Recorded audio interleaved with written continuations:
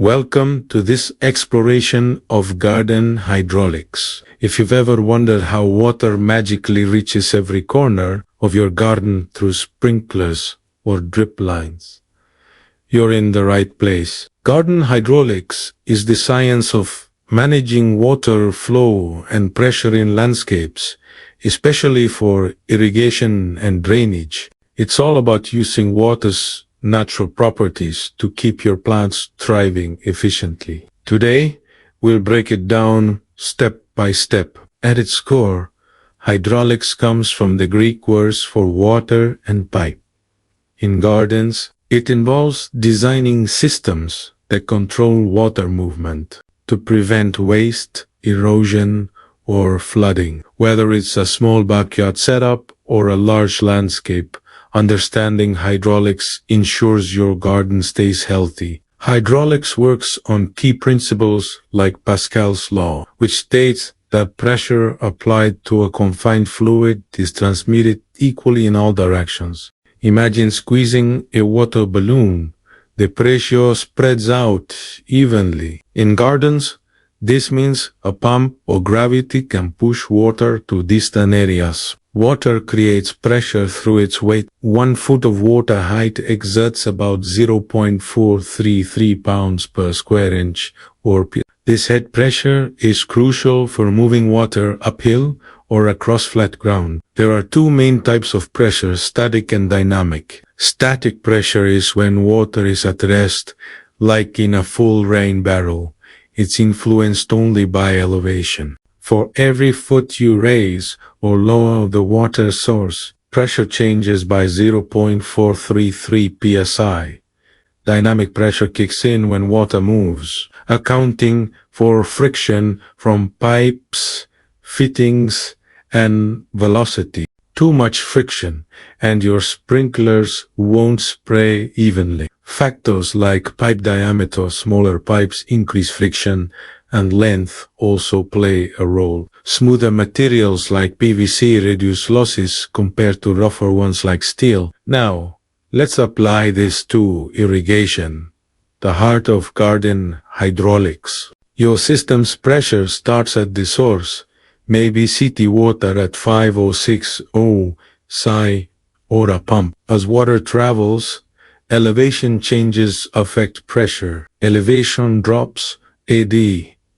Pressure, while rises subtracted. Friction losses are calculated using charts for specific pipe sizes and flow rates. For example, in a 1-inch PVC pipe over 175 feet, you might lose about 3 psi, add 10 to 20% for fittings like elbows. Ensure velocity stays under 5 feet per second to avoid damage like water hammer. This happens when water stops suddenly, causing a shockwave. Why does this matter? If pressure drops too low at the end of your line, plants there get less water, leading to dry spots. Designers aim for uniform pressure within 10% across the system. Tools like the Hazen-Williams formula help predict these losses accurately. In practice, use apps or charts to size pipes, right?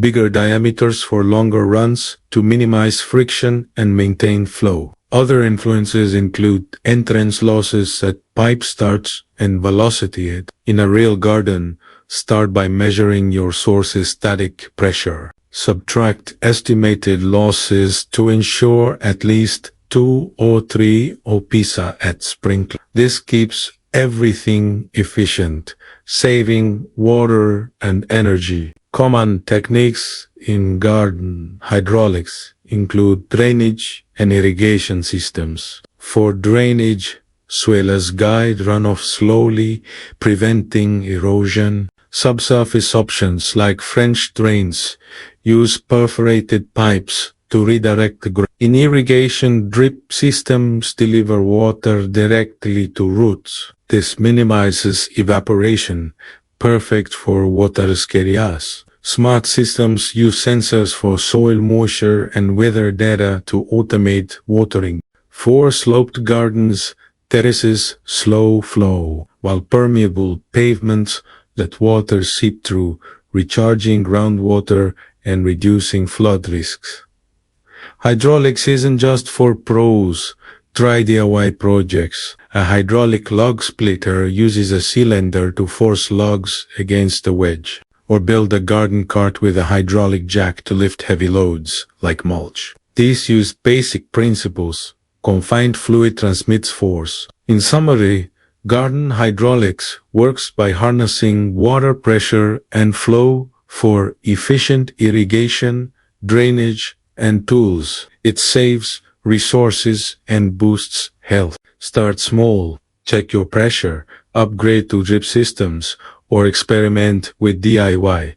Thanks for watching. Now go make your garden flow.